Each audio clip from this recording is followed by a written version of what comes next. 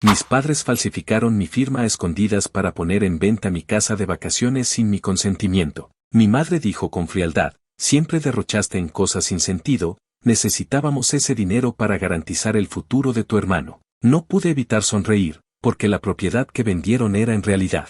Nunca pensé que mi propia familia me traicionaría de esta manera. Mi nombre es Mateo, tengo 34 años, y desde que era joven he trabajado sin descanso para construir algo mío. No vengo de una familia con dinero, al contrario, mis padres siempre han estado al borde del colapso financiero, en gran parte por las malas decisiones de mi padre y los negocios fallidos de mi hermano menor, Daniel. Pero yo siempre fui el responsable, el que se esforzaba, el que ahorraba, el que planeaba. Y aún así, para ellos, nunca era suficiente. Hace 10 años compré una casa en la costa, a unas 3 horas de la ciudad donde crecí. La llamaban mi casa de vacaciones, pero para mí era mucho más. Era mi refugio, mi proyecto, mi sueño. La propiedad estaba en mal estado cuando la compré, casi en ruinas, pero vi su potencial. Durante años le invertí todo lo que tenía, arreglé el tejado, reconstruí las paredes, instalé un sistema eléctrico nuevo, puse paneles solares y diseñé un jardín que parecía de revista. Cada peso que no gastaba en mi día a día iba a esa casa. No era solo un lugar para escaparme los fines de semana, era una inversión, un plan para el futuro. Mi idea siempre fue convertirla en una casa para rentar. La zona costera se estaba volviendo popular, y con plataformas como Airbnb, sabía que podía generar ingresos estables. Pero no lo hacía solo por mí. Quería que mis padres, que ya están en sus 60, tuvieran una fuente de ingresos sin depender de mí para siempre. Cada mes les enviaba dinero para sus gastos, para pagar las deudas que mi padre acumulaba con sus grandes ideas de negocios que nunca funcionaban y para rescatar a Daniel de sus desastres financieros. Mi hermano parecía tener un talento especial para meterse en problemas. Pero la casa era mi manera de liberarme de esa carga, de darles algo sostenible y, al mismo tiempo, empezar a construir mi propia vida. Mis padres nunca lo entendieron. Cada vez que hablaba de la casa, ponían los ojos en blanco. Estás desperdiciando dinero en una tontería, decía mi madre con ese tono frío que usaba cuando desaprobaba algo. Esa casa no te va a llevar a nada, Mateo. Deberías ayudar más a tu hermano. Él tiene visión, proyectos importantes. Mi padre era igual. Siempre me reprochaba que no apoyaba lo suficiente a la familia, que era egoísta por gastarme todo en esa casa. Lo irónico es que nunca les negué ayuda. Cada mes, sin falta, les enviaba dinero que, aunque no era mucho, les sacaba de apuros. Pero para ellos, nunca era suficiente. Siempre había un nuevo plan de Daniel que necesitaba fondos, un nuevo negocio que iba a cambiarlo todo. Y yo, como siempre, era el malo. Daniel, mi hermano menor, tiene 28 años y una habilidad única para meterse en líos. Desde que salió de la secundaria, ha intentado de todo. Un negocio de ropa que quebró en meses, un restaurante que cerró por deudas, una startup tecnológica que nunca despegó. Cada vez que fallaba, mis padres lo justificaban. Es joven, está aprendiendo, decían. Pero si yo cometía el menor error, era el fin del mundo. Siempre fui el que cargaba con las expectativas, el que tenía que ser perfecto. Y aún así, nunca me quejé. Seguía trabajando, enviándoles dinero, arreglando la casa. Todo cambió hace un mes. Estaba en un viaje de trabajo, lejos de casa, cuando recibí una notificación en mi teléfono. Era un correo del banco, una alerta sobre una transacción grande en una de mis cuentas. Al principio pensé que era un error, pero cuando abrí el correo, casi se me cae el teléfono. Una transferencia de $500,000 había sido depositada en una cuenta que no reconocí. El concepto decía, venta de propiedad, Costa Azul. Mi corazón se detuvo. Costa Azul era el fraccionamiento donde estaba mi casa de vacaciones. Llamé al banco de inmediato, pero la persona al otro lado no tenía muchos detalles. Solo dijo que la transacción estaba vinculada a una venta notarial y que necesitaba revisar los documentos en persona. Intenté mantener la calma, pero algo no encajaba. Yo no había vendido nada. Mi casa era mía, estaba a mi nombre, y nadie más tenía autoridad para tocarla. O eso creía. Llamé a mi madre. No contestó. Llamé a mi padre. Nada. Finalmente, llamé a Daniel, y después de varios tonos, respondió con un tono nervioso que me puso alerta. Mateo, ¿qué pasa? Estoy ocupado. Le conté lo de la transferencia, le pregunté si sabía algo de la casa. Hubo un silencio largo, demasiado largo. No sé de qué hablas, dijo al fin, y colgó. Esa noche no dormí. Revisé todos mis correos, mis cuentas, todo lo que pude desde mi laptop.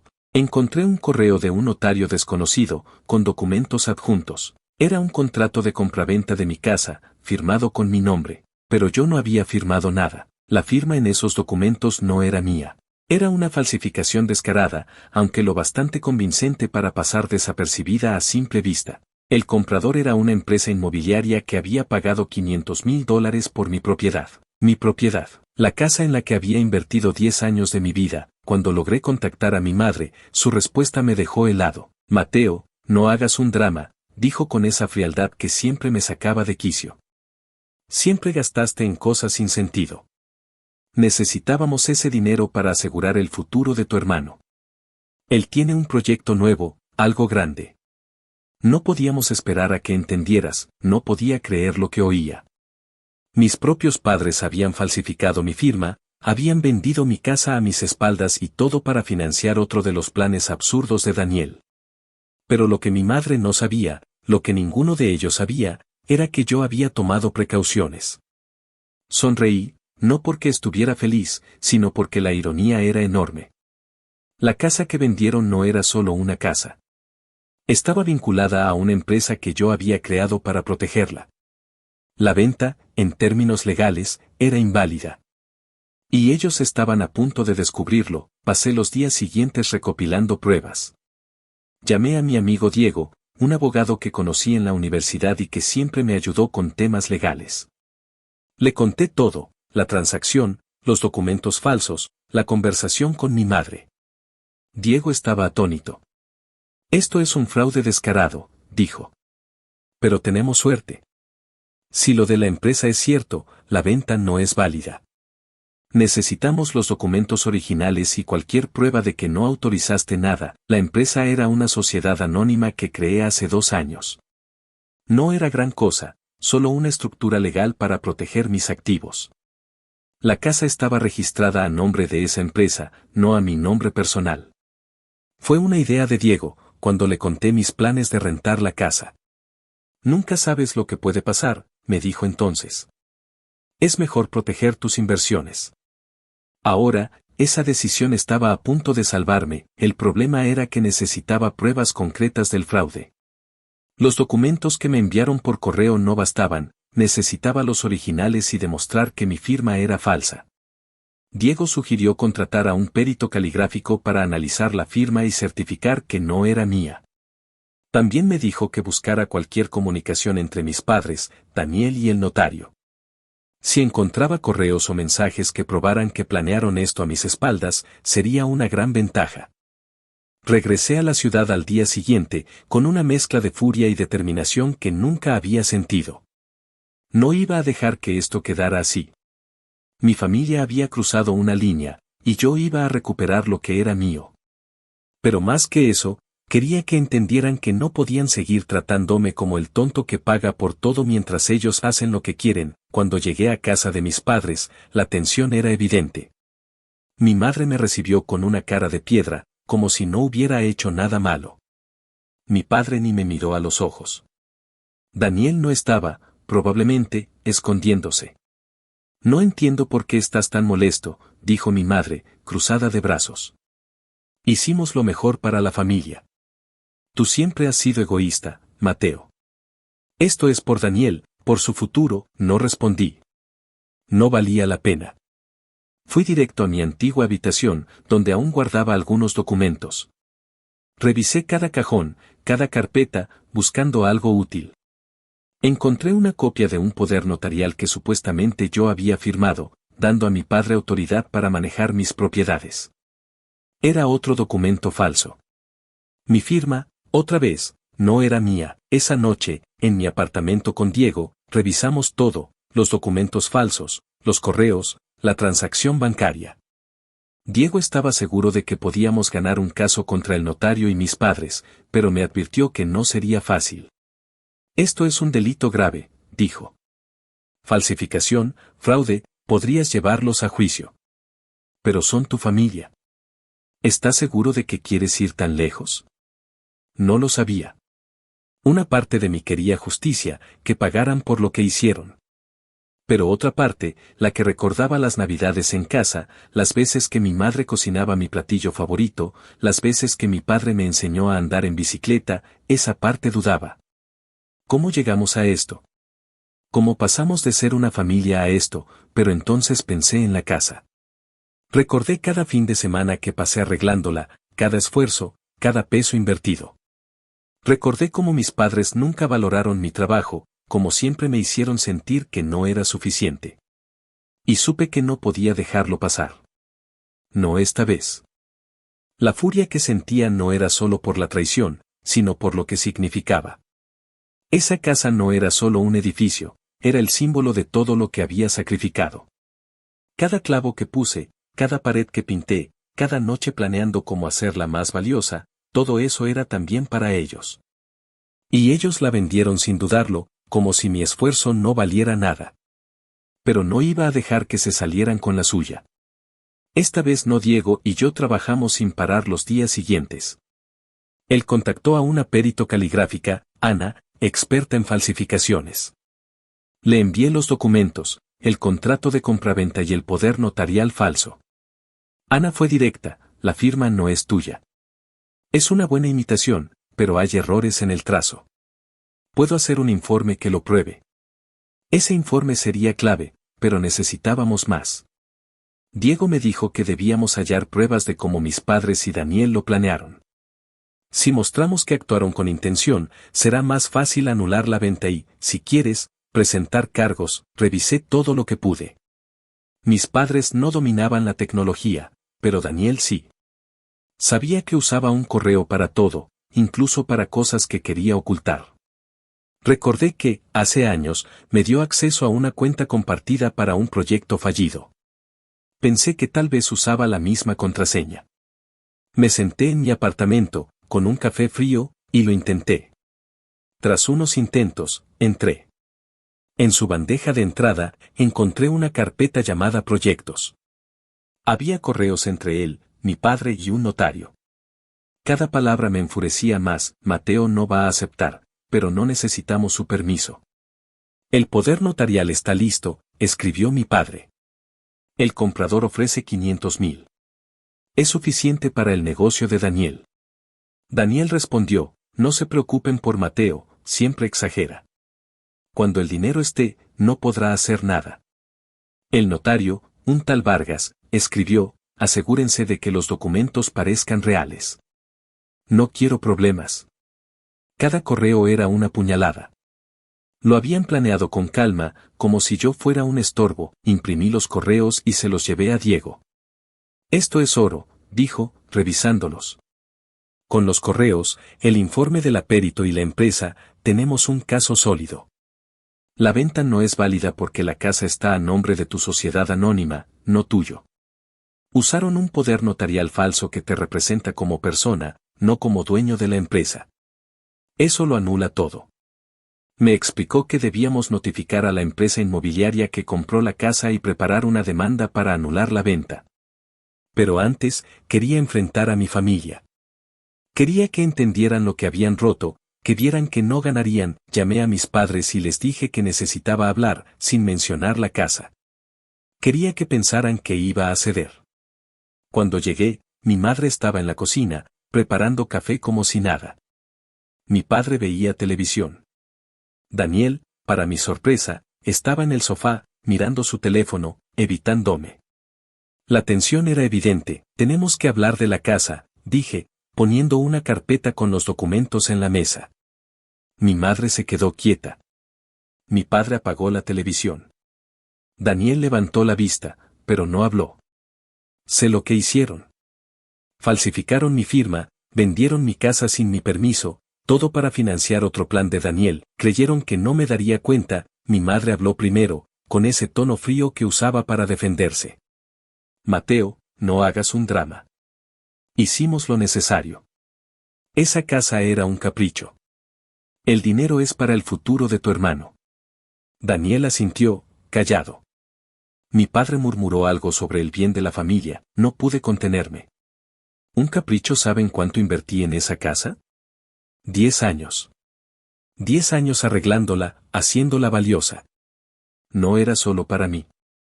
Iba a rentarla, para que ustedes, mamá, papá, vivieran sin preocupaciones. Para que no dependieran de mí cada mes. Iba a ser su seguridad. Y ustedes la vendieron como si nada, como si mi esfuerzo no valiera. El silencio fue pesado. Mi madre bajó la mirada, algo raro en ella. Mi padre se movió incómodamente. Daniel no tenía excusa. Pero seguí. Cada mes les daba dinero, pagaba sus deudas, sacaba a Daniel de sus líos, y así me lo pagan, falsificando mi firma. ¿Robándome lo que construí? Mi madre intentó hablar. Mateo, no seas dramático. Hicimos lo mejor para todos. Daniel tiene un proyecto que va a funcionar. No lo creía. ¿Seguían justificándolo? Daniel, que nunca terminaba nada, que dejaba desastres, era la prioridad. Yo, que había dado todo, era el egoísta. No, mamá. Esta vez no. Puse los correos en la mesa. Sé todo. Cómo lo planearon, cómo falsificaron los documentos, cómo metieron al notario. Y hay algo más. La casa no está a mi nombre. Está a nombre de una empresa que creé para protegerla. La venta es inválida. Mi padre palideció. Mi madre no dijo nada. Daniel habló por fin. ¿De qué hablas? La casa era tuya, la vendimos legalmente. Su voz temblaba. Sabía que había cometido un error. Legalmente, no, dije. La empresa es la dueña. Y el poder notarial es falso. Tengo un informe que lo prueba. Tengo sus correos. Esto no termina aquí. Recogí la carpeta y me levanté. Voy a recuperar mi casa. Y ustedes van a responder por lo que hicieron. Salí sin mirar atrás. Sentía sus miradas, pero no me importó. Por primera vez, sentí que tenía el control. Pero mientras manejaba a mi apartamento, un nudo en el pecho me apretaba. Eran mi familia. A pesar de todo, los quería. ¿Cómo llegamos a esto? ¿Cómo eligieron traicionarme por otro plan de Daniel que probablemente fracasaría? Cuando llegué, Diego tenía noticias. Había contactado a la empresa inmobiliaria. Les explicó que la venta era inválida porque la casa pertenecía a mi sociedad anónima y los documentos eran falsos. No estaban contentos, pero aceptaron una reunión. Es un buen paso, dijo Diego. Si cooperan, podemos anular la venta sin juicio. Si no, demandamos. Y está el tema de tus padres y Daniel. La falsificación es un delito. Podrían enfrentar cargos. Pensar en llevar a mi familia a juicio me revolvía el estómago. No quería ver a mi madre o a mi padre en un tribunal. Pero no podía dejarlo pasar. ¿Qué tan fuertes son las pruebas?, pregunté. Diego sonrió. Sólidas los correos, el informe del perito, los documentos de la empresa. Podemos empezar con una demanda civil para anular la venta. Luego decides si vas por la vía penal. Me dio una palmada en el hombro. Piénsalo. Esto es personal, no solo legal. Esa noche, no dormí. Miré fotos de la casa en mi teléfono. El porche que construí, el jardín que regaba, la vista al mar.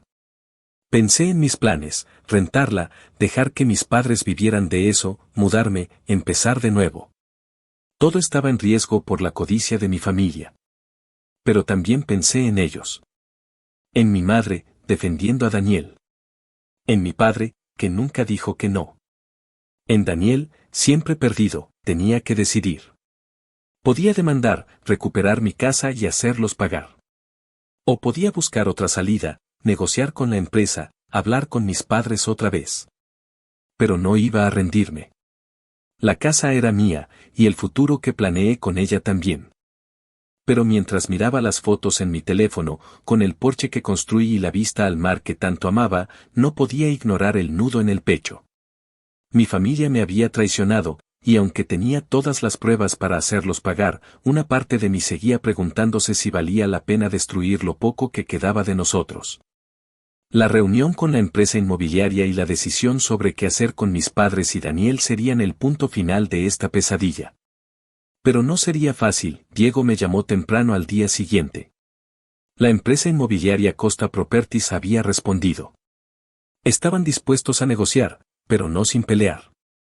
Quieren evitar un juicio, pero también quieren recuperar su dinero, explicó Diego. El problema es que el dinero ya no está en la cuenta donde se depositó la venta. Tus padres y Daniel lo transfirieron a otra cuenta, probablemente para el proyecto de tu hermano. Eso no me sorprendió. Daniel siempre había sido rápido para gastar y mis padres nunca le ponían un freno. Pero ahora eso complicaba las cosas.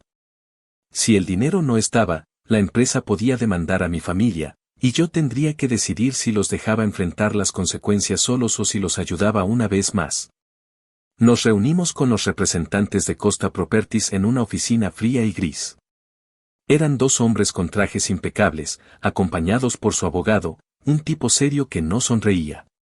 Diego presentó nuestro caso, la casa estaba a nombre de mi sociedad anónima, el poder notarial era falso y la firma no era mía.